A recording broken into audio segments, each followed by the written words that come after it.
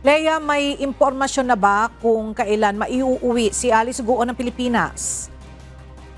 Magandang tanghali sa iyo, Ella. Kung agad niyang ita-turn over ng Indonesian Police si Alice Guo kina Secretary Benhar Abalos at Chief PNP General Marbil, inaasahan ito makakauwi mamayang alas 6 ng gabi dito sa bansa. Sa ngayon, Ella, patuloy pa ang ginagawang pakikipag-ugnayan ng grupo ni na Secretary Abalos at General Marbil sa Indonesian authorities kaugnay nga sa gagawing pagpapauwi kay Alice Guo.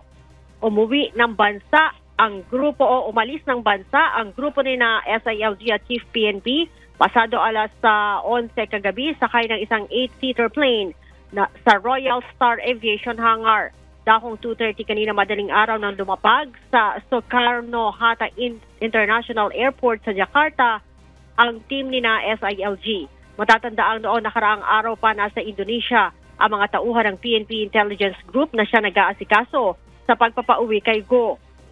Kung agad na ita-turn over ng Indonesian authorities si Guo, ay inaasahan nga ito makakabalik sa bansa mamayang gabi.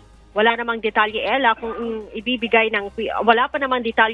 na ibinibigay ang PNP at TILG kaugnay sa kumalat na impormasyon na may kapalit ulo o swap itong si Guo na si Australian Gregor Johan Haas na umano'y isang drug kingpin.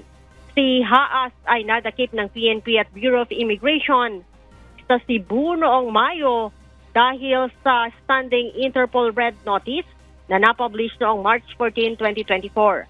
Si Haas ay most wanted person sa Indonesia dahil sa drug smuggling at umano'y pagkakasangkot sa Mexican Sinaloan cartel. Ella? Alright, maraming salamat, Leia Ilagan.